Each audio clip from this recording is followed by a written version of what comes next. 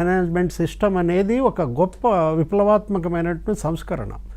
FIFO అనేది ఒకటి వచ్చింది. ఫిఫో అంటే మనం ఏమంటాం, ఫస్ట్ ఇన్ ఫస్ట్ అవుట్. మొదట వచ్చిన అప్లికేషన్ని మొదట క్లియర్ చేయాలి.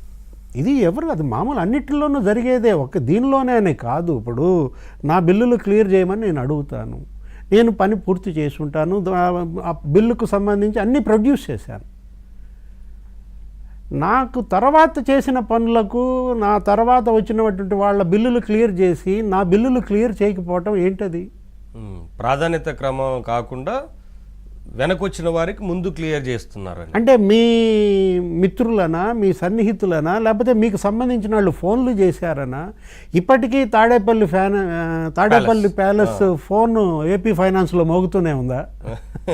అర్థం కావటంలా. ఏది ఆంధ్రప్రదేశ్ ఫైనాన్సా లేకపోతే తాడేపల్లి ప్యాలెస్ ఫైనాన్సా? ఇవాళ వీళ్ళు చూస్తున్నది చిట్టాలు, వీళ్ళు చేస్తున్నటువంటి పద్దులు, వీళ్ళు ఆంధ్రప్రదేశ్ ప్రభుత్వం పద్దులు క్లియర్ చేస్తున్నారా, జగన్మోహన్ రెడ్డి కంపెనీల పద్దులు క్లియర్ చేస్తున్నారా? పులివెందుల ఇవాళ వర్కులు జరిగాయి, కాదని మనం అంటలేదు. ఇప్పుడు పాడాలో ఒక 250 కోట్లు, ఇంకా ఇతరత్ర చాలా చేశారు. పులివెందుల మున్సిపాలిటీ అర్బన్ కింద ఒక 400 కోట్లు, 650 కోట్ల బిల్లులు. కరెక్ట్గా జూన్ 18 జగన్మోహన్ రెడ్డి వెళ్ళాడు. ఇక్కడ పులివెందుల కాంట్రాక్టర్లంతా చుట్టుముట్టారు, మనం చూసాము. అది ఏది అవినాష్ రెడ్డి, అతను ఇంకా ఏళ్ళు చూపించి అతను చూసుకుంటాడని ఇతను వెళ్ళిపోవటం. ఆ రోజు మనం ఏంటి 3 రోజుల్లో ఏమో పర్యటన 5 రోజులు పెట్టుకుంటే పులివెందుల తగ్గించేసుకుని వెళ్ళిపోయి నన్ను ఇక్కడ కూడా ప్రశాంతంగా ఉండనిరా అనేది అన్నాడు జగన్మోహన్ రెడ్డి. అంటే కాంట్రాక్టర్లంతా జగన్మోహన్ రెడ్డిని ముట్టడించటం, తాడేపల్లి ప్యాలెస్ నుంచి ఫోన్ రావడం, బిల్లులు క్లియరా? అసలు ఏ విధంగా ఆర్థిక మంత్రి ఆమోదం లేకుండా ఆర్థిక మంత్రి పర్యటనలో ఉన్నప్పుడు 100 కోట్ల బిల్లులు చేశారండి పులివెందుల వర్కులకు.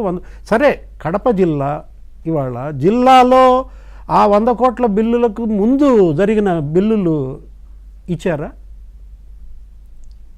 ఇప్పుడు తెలుగుదేశం హయాంలో ఉపాధి హామీ వర్కులు ఉన్నాయి, బిల్లులు, అవి క్లియర్ చేయాలా అవసరం లేదా? ఎన్నేళ్ల నుంచి ఆ బిల్లులు పెండింగ్ పెట్టారండి? ఎన్ని వేల కోట్లు చెల్లించాలా? అప్పుడు చంద్రబాబు ప్రభుత్వం 2014-19 మధ్య చేపట్టిన ఉపాధి హామీ పథకం పనులు అవేంటి? సిమెంట్ రోడ్లు. జాతీయ ఉపాధి హామీ పథకం బిల్లులేమో ఆపేశారా?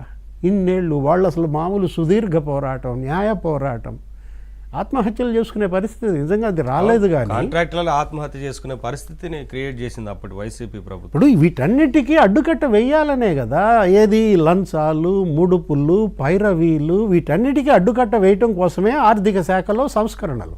అవును. ఇప్పుడు ఈ మనం అనుకున్నటువంటి ఈ సిఎఫ్ఎంఎస్ కావచ్చు, లేకపోతే ఈ ఫిఫో కావచ్చు, ఇవేంటి వీళ్ళు అబవ్ కాన్స్టిట్యూషన్ అనుకుంటున్నారా? అబవ్ లా అండ్ ఆర్డర్ అనుకుంటున్నారా? ఎలా చూడాలా? ఇప్పుడు ఏది ఆ క్లర్క్ స్థాయి నుంచి నీకు సెక్రటరీ దాకా పేరుకుపోయిన ఈ జాడ్